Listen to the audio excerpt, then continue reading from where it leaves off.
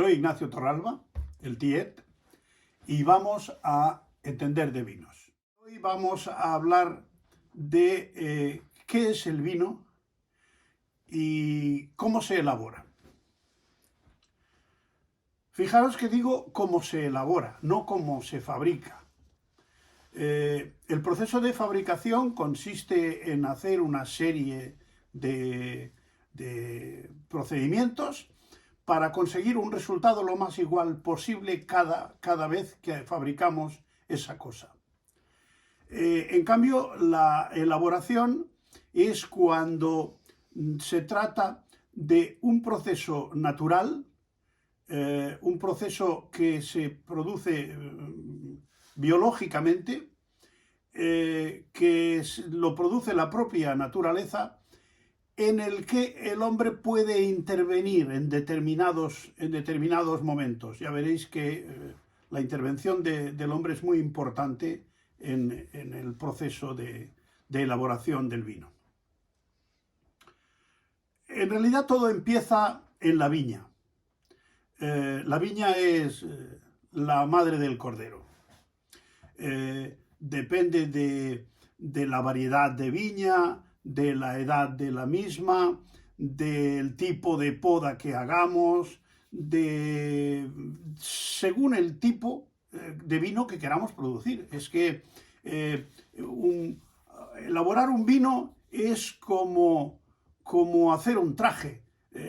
Hay que elegir el modelo de traje, hay que hacer un patrón, hay que utilizar una ropa de más o de menos calidad, de un color o de otro, los botones pueden ser de nácar o pueden ser de plástico, etc. Pues en el vino pasa lo mismo. El hombre puede intervenir en muchos momentos, aunque lo importante del proceso lo hace la propia naturaleza, que es el proceso de la fermentación. El vino, según el diccionario, es la bebida resultante de la fermentación total o parcial de la uva fresca. Fijaos que digo la uva porque puede ser que la uva fermente incluso sin extraer el zumo, sin extraer el mosto de la uva. Entonces se llama maceración carbónica, que es que la propia pulpa dentro del grano de uva empieza a fermentar. No es lo mismo zumo de uva que mosto. En el mosto no se ha intervenido en ningún momento, no se ha hecho ningún procedimiento, no se ha actuado sobre él. Por eso, si un mosto lo dejamos en cualquier sitio, eso tarde o temprano va a fermentar. Y va a fermentar y va a hacer un vino. Ahora, el vino que saldrá, si no interviene la mano del hombre, pues difícilmente será de un nivel de calidad aceptable.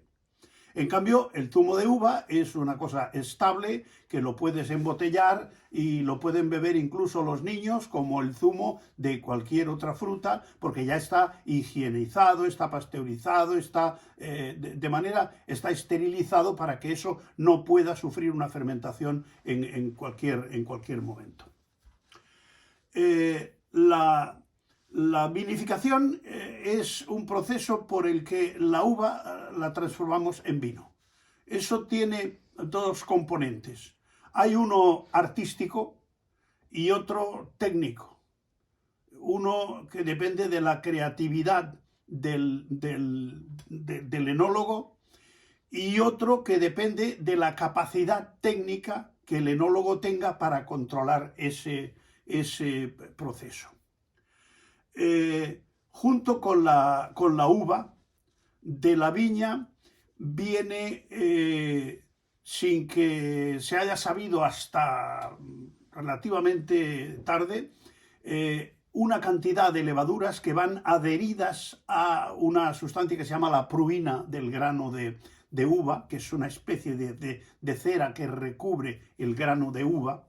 Ahí van adheridas una serie de micro hongos, que son unos hongos ascomicetos unicelulares. Miden de 2 a 6 micras, o sea, solo se pueden ver con el microscopio. Y en realidad son de una de las 60 o 70.000 familias de hongos que hay. O sea que son de la familia de la trufa, de la familia de la penicilina, de la familia de tantos otros hongos que algunos son incluso pues dañinos y otros pues son comestibles, ¿no?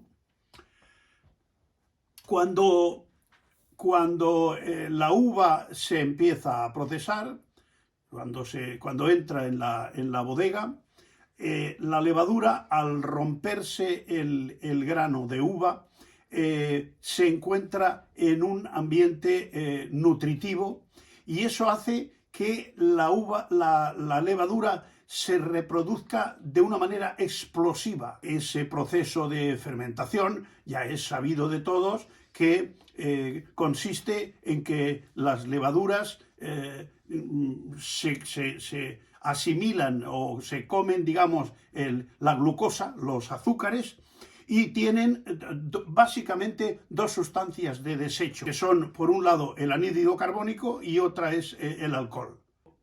A medida que va transcurriendo la fermentación, se producen también el proceso de la maceración. O sea que las sustancias colorantes de la uva que son solubles en agua, se van disolviendo en el mosto, y el mosto, en el caso de la uva tinta, pues va cogiendo color.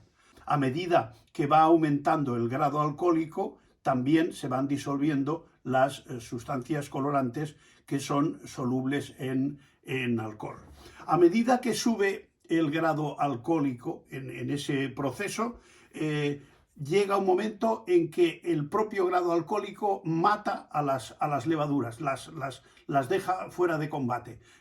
Por un lado, porque se les acaba la comida, empieza a haber muy poco azúcar, y por otro, porque el grado alcohólico, a partir de cierto grado alcohólico, sencillamente mueren. En cada zona vinícola, hay unas variedades de levadura que resisten más o menos grado alcohólico según el clima y según el grado de azúcar y por lo tanto de alcohol que tenga el vino de esa zona.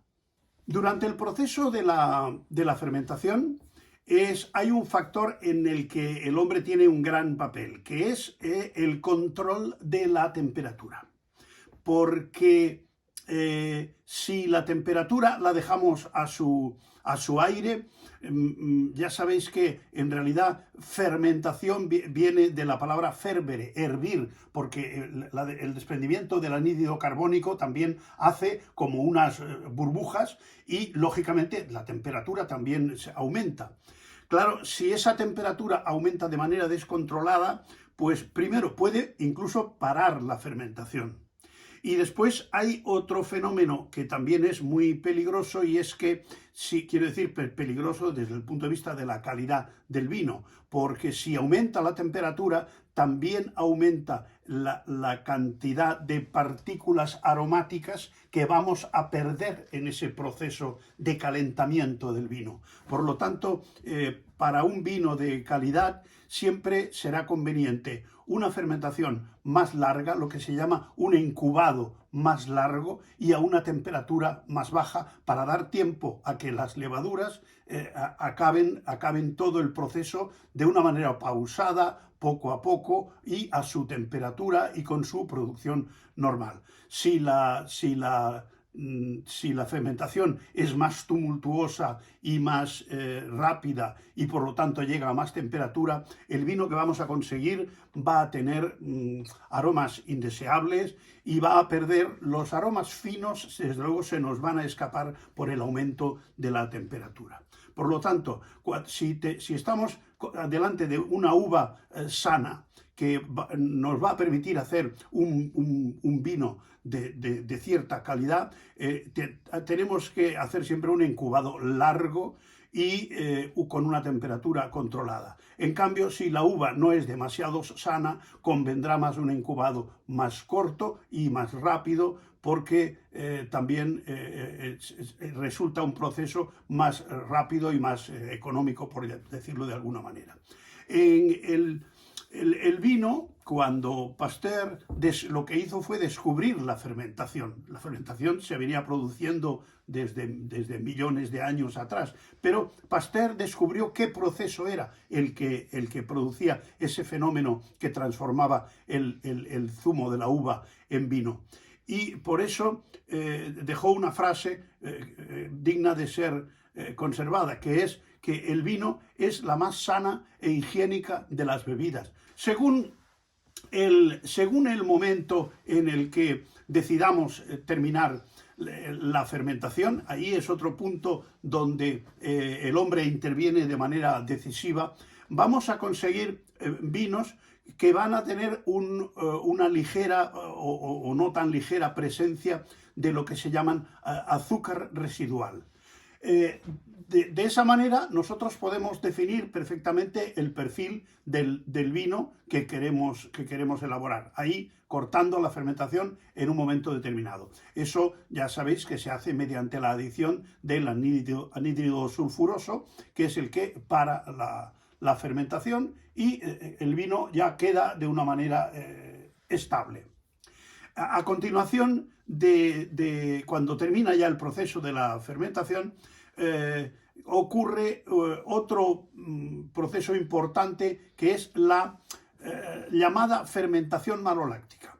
Mal llamada, porque en realidad la fermentación maloláctica no es una fermentación, porque no se produce aumento de temperatura. La fermentación maloláctica es una transformación bacteriana, ya no son las levaduras las que actúan, son las bacterias las que actúan, y lo que hacen es convertir el ácido málico en ácido láctico.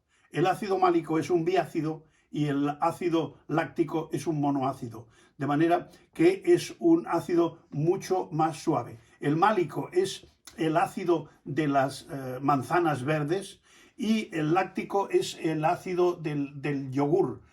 O sea, es una acidez más discreta, más suave, más fina. Otros puntos de intervención que tiene el hombre en la elaboración del vino depende también del tipo de uva que tengamos, de la maduración que tenga la uva y del resultado final que queramos obtener. Está, por ejemplo, la chaptalización, que se utiliza sobre todo en la parte más al norte de Francia, donde las maduraciones no son las que quisiera siempre el viticultor. Lo que ocurre es que cuando empieza la época ya de que viene el fresco y vienen las lluvias y pueden venir los problemas a la hora de la vendimia, pues lo que conviene es vendimiar, porque si no se nos puede malograr la vendimia. Entonces se recurre a la chaptalización. La chaptalización es un método que inventó un médico francés llamado Chaptal, que consiste en a ese mosto que ha quedado con una acidez alta y poco grado de azúcar, añadirle azúcar, generalmente de caña o de remolacha, para conseguir que ese mosto tenga el suficiente grado de azúcar para que durante la fermentación consigamos el grado alcohólico que nosotros pretendemos. Eso, repito, es una adición de azúcar al mosto. Después hay otros procedimientos, como la evaporación, la congelación, como es el caso de los vinos de hielo, en los que al congelarse el agua también sube la cantidad la proporción de azúcar que contiene el vino. Incluso un fenómeno que se llama la ósmosis inversa, que se trata de, así como en la antigüedad había gente que le añadía agua al vino para comercializarlo y ganar más dinero, en este caso lo que hacen es, mediante un globo con una solución salina, robarle agua al vino y conseguir una mayor concentración, una mejor estructura y un vino con más cuerpo y con más densidad. El producto final, el vino, es una bebida que tiene entre un 60 y un 80% de agua, porque claro, hay vinos que llegan a tener incluso los 20 grados o algo más. Y la gran mayoría de los vinos estándares, suele andar sobre los 11, 12, 13, 14 grados. En ese margen se mueve el 90% de los vinos. La uva aporta al vino una cantidad de azúcares, no solamente la glucosa, sino que también hay la fructosa, la sacarosa, la arabinosa, la xilosa, o sea que hay una cantidad de azúcares muy diferentes que producen también una serie de alcoholes diferentes, porque no solamente el vino tiene etanol, también tiene glicerol, inositol, sorbitol, o sea que incluso después, durante la fermentación, se producen más sustancias como el ácido acético, que también se produce durante la fermentación, es la acidez volátil. El ácido láctico, el ácido succínico, son ácidos que se producen durante la fermentación. Los taninos de la uva, la materia colorante, da lugar a los llamados también compuestos fenólicos o polifenoles. Son básicamente de dos tipos. Los antocianos, que son los que dan ese color violeta a los vinos jóvenes. Los antocianos viene de antos, que significa flor, y cianos, que significa azul. Esa nota azulada es la que, mezclada con el rojo, da esos tonos violetas o púrpuras que tienen invariablemente los vinos cuando son jóvenes. Eso cuando estamos hablando, lógicamente, de vinos tintos, porque los vinos blancos tienen unas sustancias colorantes que se llaman flavonas, que son las responsables del color amarillo. Los taninos del vino pueden ser de dos tipos. Hay los taninos que se llaman intrínsecos, que son los que aporta el raspón, las pepitas, la piel, tal. Y luego hay los taninos extrínsecos, que son los que aporta la madera de la barrica, que también aporta una serie de taninos al vino. Más sustancias que tiene el vino, pues tiene una serie de ésteres, como el acetato de etilo, que es el que da las notas de picado. Después está el acetato de isoamilo, que son esos olores también procedentes de la fermentación, que dan los olores de las notas de plátano. El acetato de isobutilo también es otra de las sustancias que aporta al vino una serie de características que son fácilmente detectables en la cata. Podríamos hablar y no acabar de la cantidad de sustancias que tiene el vino, pero dentro de las 40 o 20 o 30 o 40 más conocidas, pues están, por ejemplo, las vitaminas. El vino tiene una buena proporción de vitamina B1, B2, B6, biotina, cobalamina, etc. Quiero decir que solamente con vino realmente podríamos aguantar una temporada.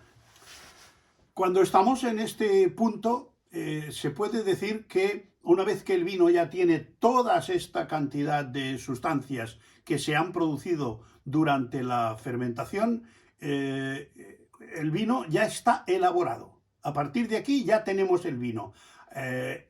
Después vienen los procesos de desencubado, que es sacar el vino de la barrica, dejando todos los sedimentos en el fondo, y eso se clarifica y se estabiliza para empezar lo que ya se llama el proceso de crianza del vino. Si vamos a elaborar un vino joven, pues simplemente eso va filtrado, clarificado y embotellado y a comercializar.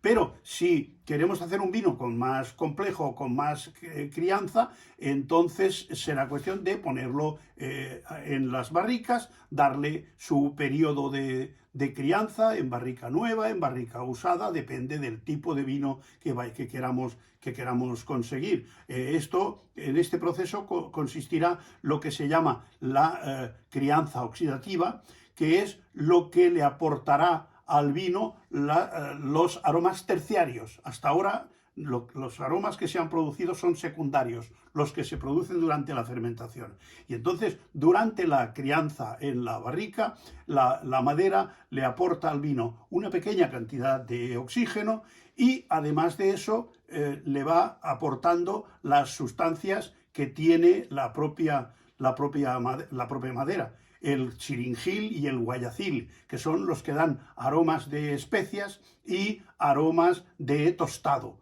que eso es, digamos, el caramelizado que se le produce a la barrica con el tostado que se hace de la madera durante la fabricación de la misma barrica. Luego ya vendrá el tercer proceso, la tercera fase, que es la crianza reductora, que es una vez que el vino ya ha adquirido todos los matices que queríamos introducir en él, se trata de embotellarlo y luego ese periodo en la botella también le aportará ya al vino, no le aportará cosas nuevas, pero sí le dará finura y lo pulirá. El vino cuando sale de la barrica está todavía un poco nervioso, un poco arisco, un poco disjunto. Necesita que venga el director de orquesta para que eso suene bien. Y ese director de orquesta, ese pulidor final, es la botella y el periodo de tiempo que esté en un ambiente, como hemos dicho muchas veces, tranquilo, con una temperatura estable, con una humedad controlada, en ausencia de olores, como ya hemos repetido otras muchas veces. Son muy importantes para entender de vinos.